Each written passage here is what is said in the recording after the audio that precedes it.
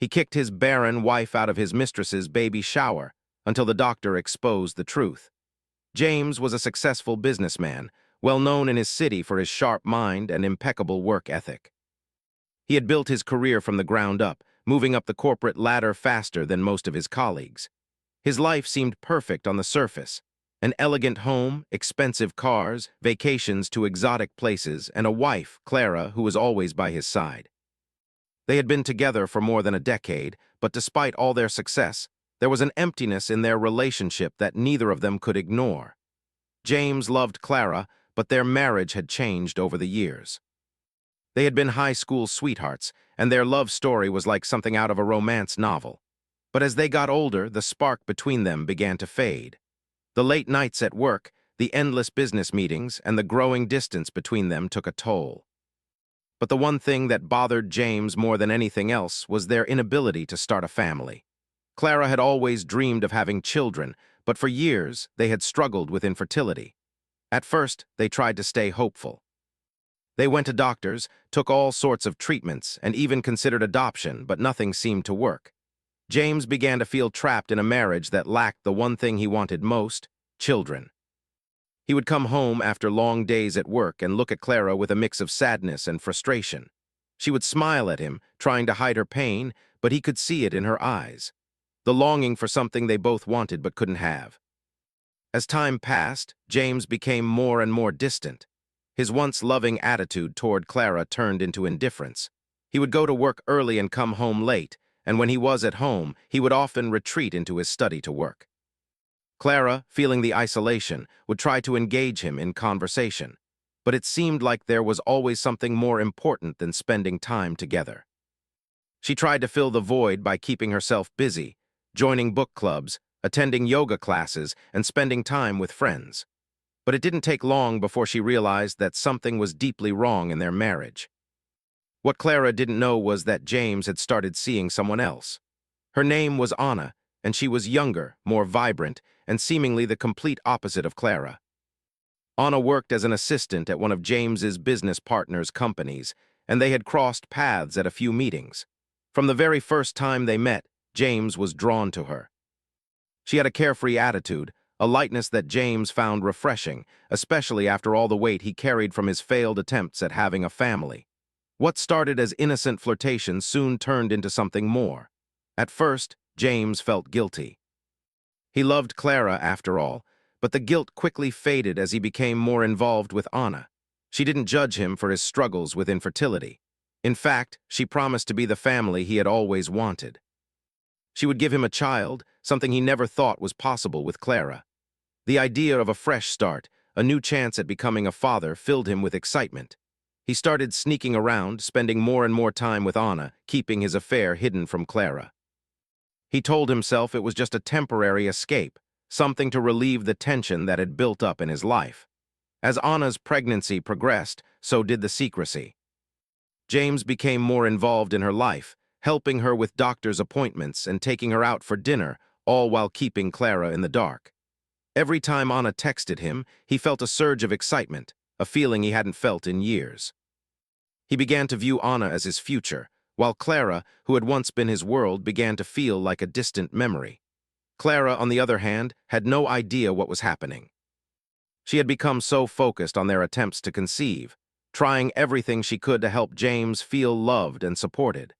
She attended doctor's appointments with him, tried new treatments, and even suggested they take a break from the stress by going on a vacation together. But every time they made an effort to reconnect, it felt like something was missing. Clara, being the optimistic person she was, refused to believe the growing distance between them meant anything significant.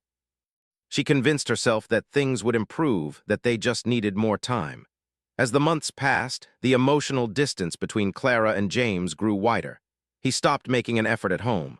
He no longer asked about her day or her feelings. He no longer cared to sit down and have dinner with her like they used to. He would spend more time at work, often staying late or going away on business trips. Clara noticed the changes, but she brushed them aside, thinking it was just stress or work-related exhaustion. She didn't know that James was hiding a secret that would shatter everything. James continued his affair with Anna in the shadows, but Anna's pregnancy was becoming more visible, and soon it became impossible to hide.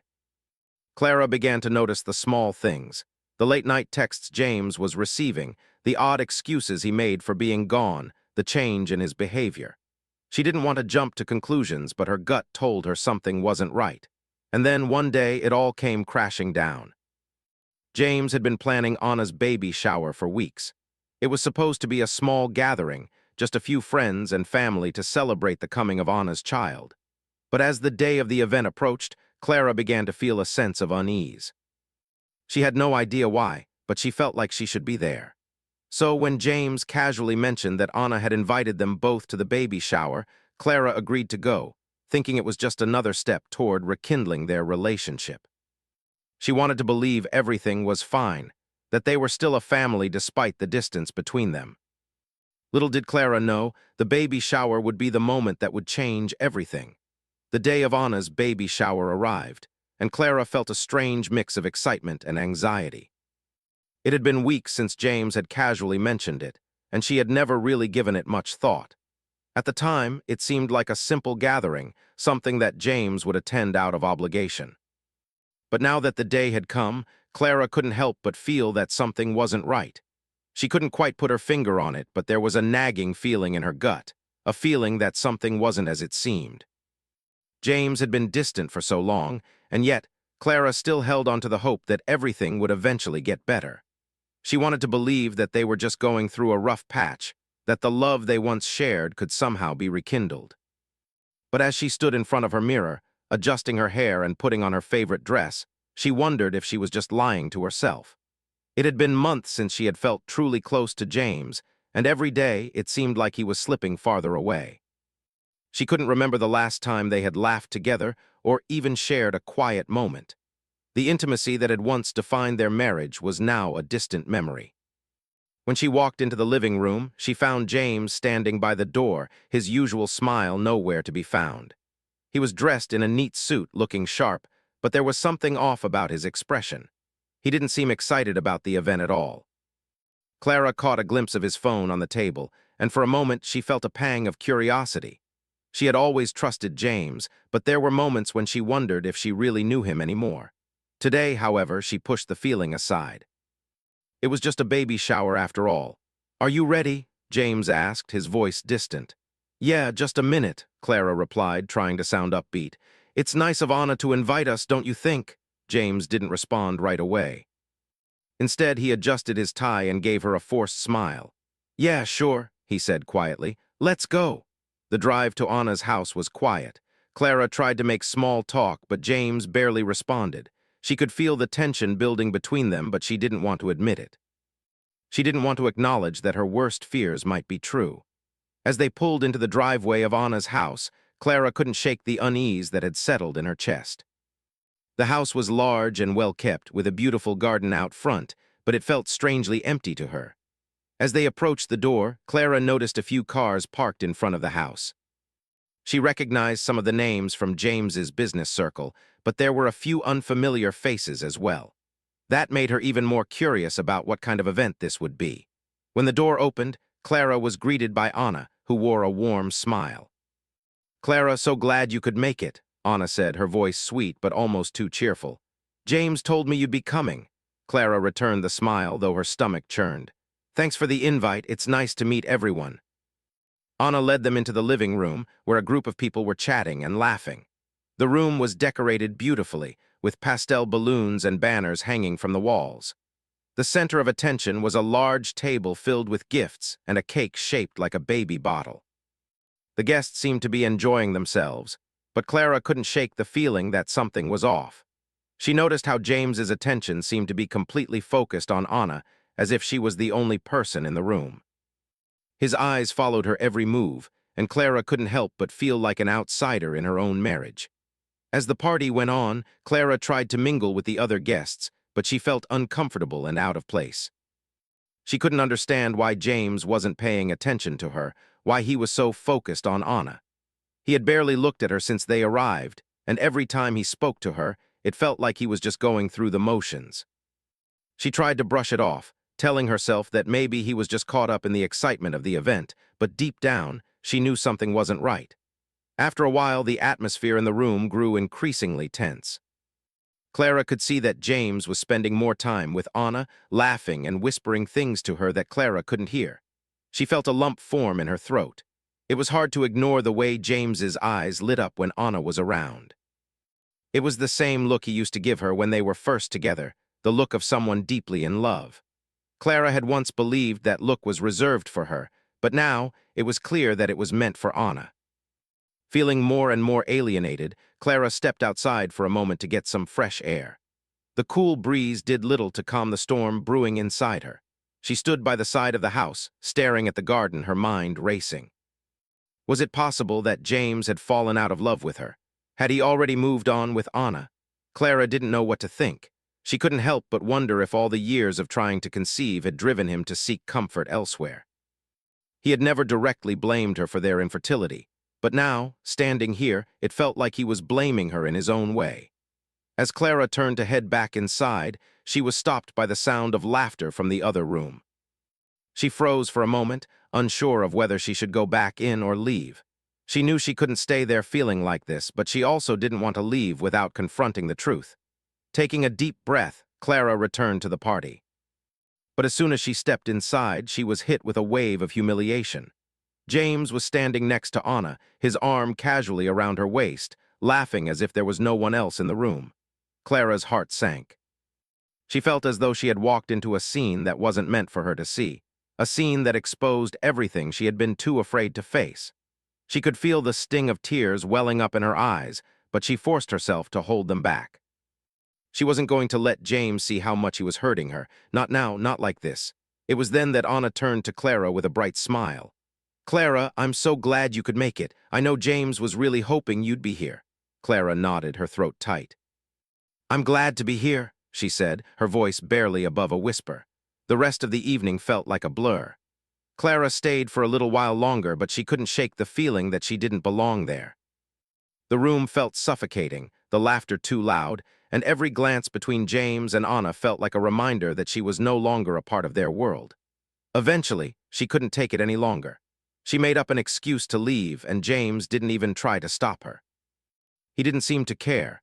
As she walked out of the house, Clara's heart felt like it was breaking. The woman she had once loved was now someone else. The life they had built together, all the years they had spent trying to make their marriage work, had meant nothing in the end. And for what? A new beginning with Anna, a new family that didn't include her. She didn't know what she was going to do next, but she knew one thing for sure: her marriage to James was over. And the truth was, she hadn't even been given a chance to fight for it. Clara's mind was a whirlpool of confusion and hurt as she drove away from Anna's house. The events of the baby shower seemed like a bad dream that she couldn't escape from. Every moment replayed in her mind: the way James had barely looked at her, the way his attention was fully absorbed by Anna, and the way he hadn't even tried to stop her from leaving. It was as if he had already made his decision, as if he had already moved on. As she drove through the city streets, Clara's hands gripped the steering wheel so tightly that her knuckles turned white. She didn't know where she was headed, but she knew she couldn't go home just yet. She couldn't face the empty house, the silence that seemed to scream louder than anything else. Every corner of their home felt like a reminder of the love that had once been there, and now it felt hollow, empty, and foreign. She pulled into a small park near the edge of the city, a place she used to visit when she wanted to think. It was quiet here, with only the soft rustling of leaves in the trees and the occasional chirp of a bird. She parked her car and sat there for a few minutes, staring blankly at the empty space in front of her. The tears she had been holding back all night finally started to fall, but there was no comfort in crying. It didn't change anything. It didn't take away the pain or the betrayal she felt. She thought about James, about their life together. They had been through so much. They had built their lives from scratch, side by side. There had been good times, moments of joy and love. But now it all seemed like a distant memory. How had they gone from being in love to this? How had he gone from being her best friend to someone who seemed like a stranger? Clara's mind raced with questions, but there were no answers. How long had he been seeing Anna? Had he fallen in love with her while still pretending to be in love with Clara? The thought stung, but deep down, Clara knew she couldn't keep blaming herself. There had been nothing wrong with her. She had loved James with everything she had. She had done everything she could to make their marriage work, but somewhere along the way, he had stopped trying. The realization hit her hard. James had made his choice, and it wasn't her. As the minutes passed, Clara began to feel a growing sense of anger rising within her. She had always prided herself on being a strong woman. She had built her career, worked hard, and had always supported James, even when things got tough. But now it felt like everything she had worked for, everything she had sacrificed, was being taken away from her in an instant. And for what? So James could start over with someone else? It wasn't fair. Clara sat there for a long time, her thoughts a jumble of frustration and heartache. She wanted to scream, to shout at the world for being so cruel, but she knew that would do nothing to change the situation. She took a deep breath and wiped the tears from her face. It was time to stop feeling sorry for herself. She wasn't going to let James's actions define her. She had to take control of her life again, no matter how difficult that might be. She had always been someone who faced challenges head-on, and this was no different. As painful as it was, she knew she couldn't keep clinging to a marriage that was already over. She had to let go of the past and figure out what came next. With a sense of determination, Clara started the car and drove to a nearby coffee shop. She needed to clear her head, to take a moment to breathe. As she walked into the cozy cafe, the smell of freshly brewed coffee and baked pastries filled the air. It was a warm, inviting place, and Clara welcomed the feeling of normalcy. She ordered a cup of coffee and sat at a small table by the window, staring out at the busy street. The world was moving on around her, but she felt like she was standing still. She pulled out her phone and thought about calling her best friend, Mia. She needed someone to talk to, someone who would understand. But the thought of explaining everything to Mia seemed overwhelming. How could she put into words what had just happened? How could she explain the pain of realizing that the man she had loved and trusted had been living a double life? Instead, Clara opened her messages and scrolled through her old conversations with James. She had kept them all, every text, every email. It was a strange feeling looking at their past messages, at the words they had shared when everything was fine. It felt so distant now, like it had happened to someone else. She stared at the screen for a while, the weight of the situation sinking in. It was over. There was no going back. Clara's phone buzzed, pulling her out of her thoughts. It was a message from James. Her heart skipped a beat, but she hesitated before opening it. She didn't know if she was ready to hear what he had to say. She had no idea what he could possibly say that would make any of this better. The message was simple. "We need to talk." Clara stared at the words for a long time, unsure of how to respond. Part of her wanted to ignore him completely, to cut him out of her life entirely. But another part of her wanted closure, wanted to hear him admit what he had done. She knew that this conversation wouldn't change anything, but she also knew she couldn't move forward without it. She had to know the truth, no matter how painful it might be. With a deep breath, Clara typed a response. "I don't know if I'm ready to talk to you right now." She put her phone down on the table and stared out the window, her mind a whirlwind of emotions. She didn't know what the future held, but she knew one thing for sure. She couldn't keep living in the past. She had to find a way to heal, to move on, and to rediscover who she was without James. It wouldn't be easy, and it wouldn't happen overnight, but she was determined to do it. She couldn't let him control her happiness any longer. Clara finished her coffee and left the cafe, feeling a little lighter. The weight on her shoulders hadn't disappeared, but it felt like she had taken the first step toward something better. It was time to start over, to rebuild her life. It was time to let go of James and everything that had once been. The road ahead would be difficult, but Clara knew she was strong enough to face it. She didn't need James to define who she was. She was Clara, and she would find her own way. Clara had spent the night in a daze, her thoughts spiraling in every direction. The events of the baby shower replayed over and over in her mind, but no matter how many times she thought about it, she couldn't make sense of James's actions. She couldn't understand how everything had gone so wrong. But she knew one thing for sure: she needed answers. The next morning, she forced herself out of bed. The soft light streaming through the curtains felt foreign, as if the world had moved on while she was still stuck in the past. Clara stared at her phone for a long time before finally picking it up. She hadn't replied to James's text the night before, but now she felt like she couldn't ignore him any longer. She needed to hear it from him. She needed to understand why. Taking a deep breath, Clara typed a simple message. "I think we need to talk." She stared at the screen for a moment, wondering if she was making a mistake. But deep down, she knew this was the only way to move forward. If James was truly going to be a part of her past, then she needed closure. She couldn't keep wondering what had happened between them and why everything had turned upside down. To her surprise, James replied almost immediately. "I'll be home in an hour. Can we meet?" Clara's heart skipped a beat. She had expected him to take longer to respond, maybe even ignore her. But there was something about the urgency in his reply that made her feel uneasy. Was he feeling guilty, or was he simply trying to smooth things over for his own sake? She didn't know, but she agreed to meet him, even though every part of her wanted to refuse. She spent the next hour pacing around her apartment, trying to prepare herself for whatever conversation was coming. What would he say?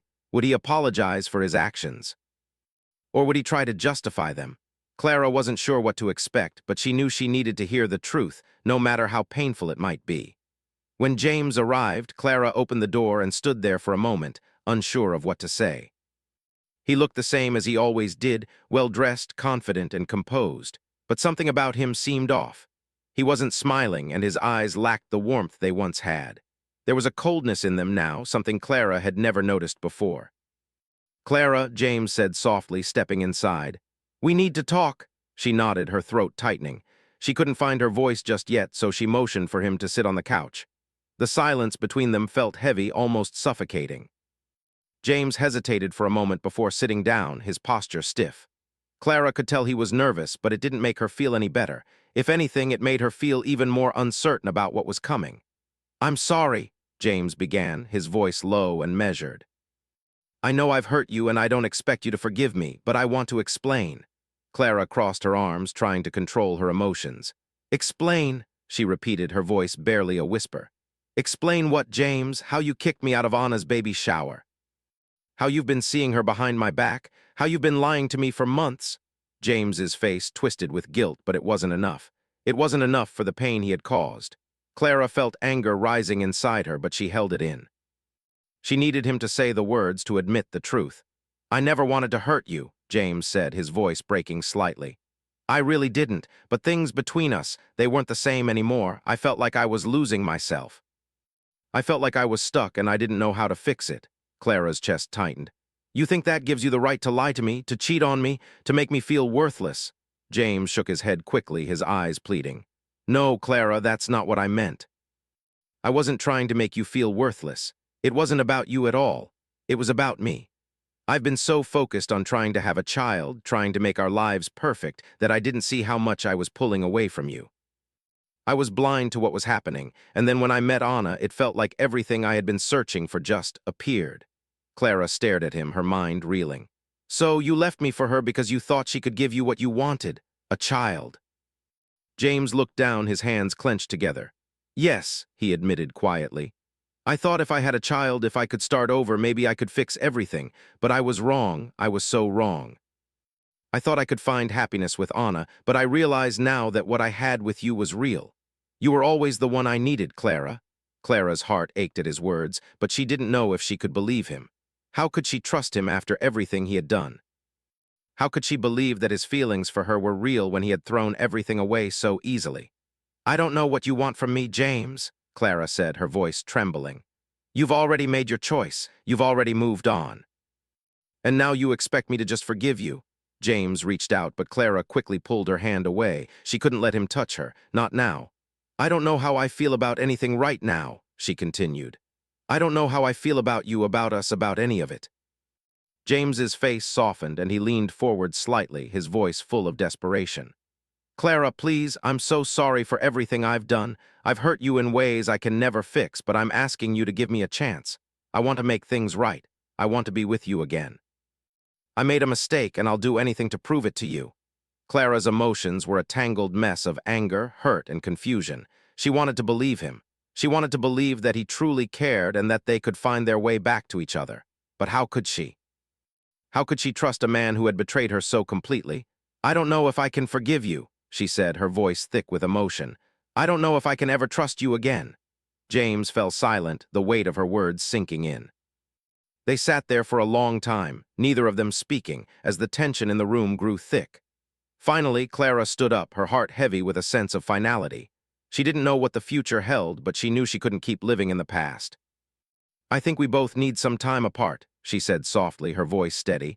"I need to figure out what I want, and I can't do that if you're still in my life." James nodded slowly, his face filled with regret. "I understand," he whispered. "I just hope you'll find it in your heart to forgive me someday." Clara didn't say anything in response. She didn't know if she could forgive him, and she didn't know if she ever would. But for the first time in a long time, she felt like she was taking control of her own life again. She wasn't going to let James's mistakes define her. She was going to move forward one step at a time. As James left, Clara felt a strange sense of peace. She didn't have all the answers, but she knew that this was the first step toward healing. And that was enough for now. Clara woke up the next morning with a sense of heaviness in her chest. It was as if a storm had passed through her life the day before, and now, the calm that followed felt almost unnatural. James had left her apartment after their conversation, and the silence that had once been a source of comfort now felt overwhelming. She knew she had made the right decision by asking for space, but that didn't make it any easier. She wasn't sure what the next steps were, or even if she was ready to move forward. She got out of bed and made her way to the kitchen, the quiet of the early morning only adding to her feelings of uncertainty. The coffee machine hummed as she prepared her usual morning brew, but today, the smell of the coffee didn't bring her the same comfort it usually did. Her mind wandered back to the conversation with James. His words echoed in her head, each one like a gentle nudge toward a future that seemed both hopeful and uncertain. "I made a mistake, and I'll do anything to prove it to you." Those words, spoken by James, lingered in her mind. At that moment, she had wanted to believe him, but how could she? After everything that had happened, how could she trust that he was sincere? He had broken her heart in a way that couldn't be easily fixed. The trust between them had been shattered, and it was hard to imagine how it could ever be rebuilt. Clara took a deep breath and sat down at the kitchen table with her coffee. She had been avoiding this moment for a while, but now it was impossible to ignore. She needed to figure out what she wanted. She couldn't keep floating through life, holding on to the past while the present slipped away. She knew she had to take action, but she wasn't sure where to start. The phone buzzed in her pocket, breaking the silence of the room. Clara's heart skipped a beat when she saw the name on the screen. It was James. She hadn't expected him to reach out so soon, but part of her couldn't help but wonder what he had to say. She hesitated for a moment, unsure of whether she should pick up. The last conversation had been difficult enough, and she wasn't sure if she was ready to face him again. But as she stared at the screen, she realized she couldn't keep avoiding him.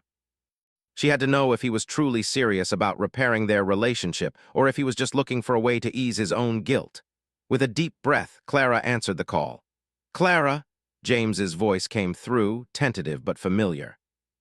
"I know you're probably not ready to talk, but I just wanted to say again how sorry I am for everything. I know I've hurt you, and I'll understand if you don't want to hear from me right now, but I'm here when you're ready." Clara felt a lump form in her throat. His words sounded genuine, but the hurt she had experienced was still fresh. She wasn't sure what she wanted from him, but she knew she couldn't keep living in limbo. She had to make a decision. "I don't know what I want, James," she said, her voice softer than she intended. I don't know if I can forgive you. I don't know if I can go back to how things were." There was a long pause on the other end of the line. James didn't rush to fill the silence. Clara could hear his deep breaths, and for a moment it felt like they were both trying to find their way back to each other, though neither knew how. "I understand," James said finally, his voice quiet but resolute. "I don't expect you to forgive me right away. I just want you to know that I'm willing to do whatever it takes to make things right. If that means giving you space, then I'll give you space. If that means doing something small every day to show you I'm committed, then I'll do it. I don't care how long it takes. I want you to believe that I'm sorry." Clara closed her eyes for a moment, trying to take in everything he was saying. Part of her wanted to believe him, to think that maybe, just maybe, they could start over. But another part of her reminded her of the hurt, the betrayal, and the emptiness she had felt in the last few months. How could she ever trust him again? "I don't know if I can believe you," Clara admitted, her voice trembling. "I don't know if I can go back to being with someone who hurt me so badly, but I also don't want to make a decision out of anger. I need time to think, James. I need time to figure out what's best for me." "I understand," James said again, his voice soft. "Take all the time you need. I'll be here when you're ready." With that, the conversation ended. Clara set the phone down on the table and let out a breath she hadn't realized she was holding. The weight of the decision she had to make was heavy on her shoulders. She had been in limbo for so long, not knowing where she stood with James, and now, for the first time in months, she felt like she was starting to take control of her life again. But it wasn't easy. It never would be. The next few days passed in a blur of uncertainty. Clara tried to focus on her work, to distract herself from the emotional turmoil swirling inside her. She reached out to her close friends for support, asking for advice and guidance. Some of them told her to let go of James, to move on and never look back. Others told her that forgiveness was key, that people made mistakes, and sometimes love was worth fighting for. But Clara knew the decision had to be hers and hers alone. She spent time walking through the park, sitting by the lake, and reflecting on the life she wanted to build moving forward. She didn't want to feel like a victim anymore. She didn't want to let the hurt define her. She wanted to reclaim her life, to take the first step toward healing. But that meant facing the truth, even if it was painful. One afternoon, while sitting at a cafe, Clara opened a letter from the fertility clinic she had visited a few days earlier. She had nearly forgotten about it, too consumed with everything that had happened with James.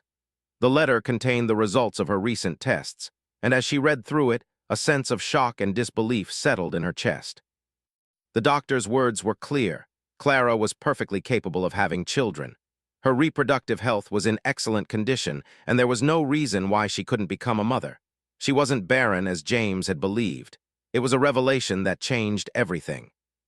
All this time, James had blamed her, but in truth, she had never been the problem. The truth hit Clara like a wave, crashing through the fog of doubt and confusion that had clouded her thoughts. She wasn't infertile. She wasn't the one who had failed. James had lied to her, and in doing so, he had robbed her of the chance to fight for their future together. As the days passed, Clara's resolve grew stronger. She was determined to move forward with or without James. She would take the time she needed, but she would not let the lies and betrayal define her. It was time to let go of the past and step into the future, whatever that might look like. When James called again, Clara was ready. This time she wasn't the same woman who had been consumed by hurt and doubt. She was stronger. She was Clara, and she was no longer afraid of what the future held.